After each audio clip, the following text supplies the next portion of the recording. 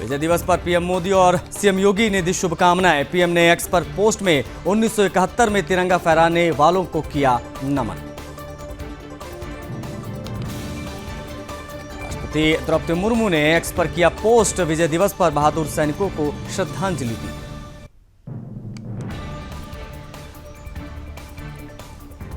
रक्षा मंत्री राजनाथ सिंह ने किया वीरों को नमन। राष्ट्रीय युद्ध स्मारक पर पुष्प अर्पित। पश्चिम बंगाल में धूमधाम के साथ मनाया गया विजय दिवस। फोर्ट विलियम के विजय स्मारक पर हेलीकॉप्टर से पुष्प वर्षा। देश भर में मनाया जा रहा विजय दिवस। चेन्नई में विजय दिवस के अवसर पर भारतीय सेना के अधिकारियों ने पुष्पांजलि की अर्पित। दिल्ली में रक्षा राज्य मंत्री संजय सेठ ने विजय दिवस पर किया वीरों को नमन। राष्ट्रीय युद्ध स्मारक पर पुष्पांजलि अर्पित।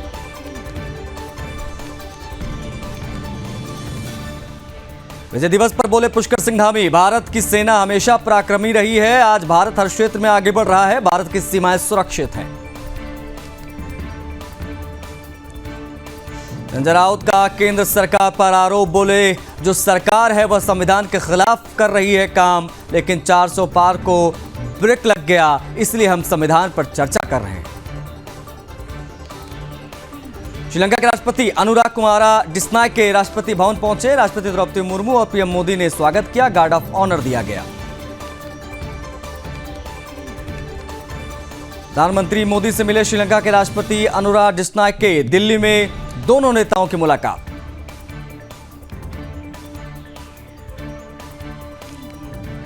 यूपी सरकार के मंत्री ओपी राजभर बोले, सरकार विकास के लिए काम कर रही है। हमारा प्रयास विकास हो, योजना बनी रहे, उसे आम आदमी तक पहुंचाई जाए।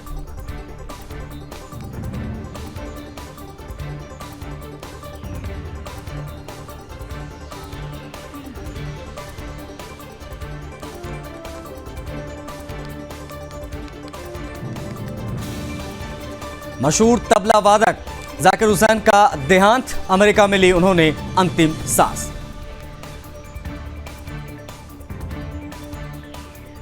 यूपी विधानसभा शीतकालीन सत्र पर बोले योगी आदित्यनाथ, सत्र में विधायी कार्यों के साथ ही अनुपूरक बजट भी होगा पेश।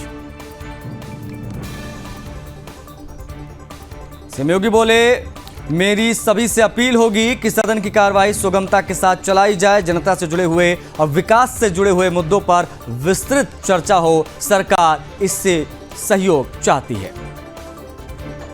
डिप्टी सीएम केशव प्रसाद मौर्य बोले, सरकार मुद्दों को हल करने के लिए हमेशा तैयार। हम चाहते हैं कि सदन ठीक से चले। सरकार विपक्ष के सवालों का जवाब देगी। सपा के विरोध पर बोले डिप्टी सीएम केशव प्रसाद मौर्य, इस तरह का विरोध सपा के आचरण का हिस्सा है। बेहतर होगा कि वो मुद्दों को सदन में उठाएं। महाराष्ट्र कैबिनेट पोर्टफोलियो आवंटन पर बोले उदय सामंत, अगले 2 से 3 दिनों में पोर्टफोलियो की घोषणा हो जाएगी। महायुति सरकार पर प्रियंका चतुर्वेदी का निशाना, बोली खबर भी है कि जिन एमएलए को मंत्रालय नहीं मिला वो इस्तीफा भी देने को तैयार है। राज्यसभा में निर्मला सीतारमण का कांग्रेस पर निशाना, बोले अभिव्यक्ति की स्वतंत्रता पर अंकुश लगाने में कांग्रेस के नाम रिकॉर्ड दर्ज है। वित्त मंत्री बोली, 1975 में नेहरू के ऊपर लिखी पुस्तक पर लगाया गया प्रतिबंध। किस्सा कुर्सी का मूवी पर भी इसलिए प्रतिबंध लगाया क्योंकि इंदिरा और उनके बेटे पर सवाल उठाए गए थे। संविधान पर चर्चा पर बोली वित्त मंत्री, हमारा संविधान निश्चित रूप से समय की कसौटी पर खरा उतरा है और इसमें कई संशोधन हुए हैं। गौरव गोगोई बोले, बीजेपी केवल गांधी नेहरू परिवार का अपमान करती है, वो देश के मुद्दे नहीं उठाते। यूपी के डिप्टी सीएम ब्रजेश पाठक बोले, हम प्रदेश के विकास और कानून व्यवस्था को नंबर 1 पर रखकर काम कर रहे हैं। विपक्ष लगातार सदन का समय बर्बाद कर रहा है। यूपी सरकार के मंत्री संजय निषाद का विपक्ष पर हमला, बोले एक मंदिर 4 दशक से बंद था, लेकिन कांग्रेस और सपा ने एक विशेष वर्ग को खुश करने के लिए योजनाएं बनाई। शिवपाल यादव का बीजेपी पर हमला, बोले सरकार सदन नहीं चलाना चाहती है। अगर सदन नहीं चलेगा तो हम मुद्दे कैसे उठाएंगे।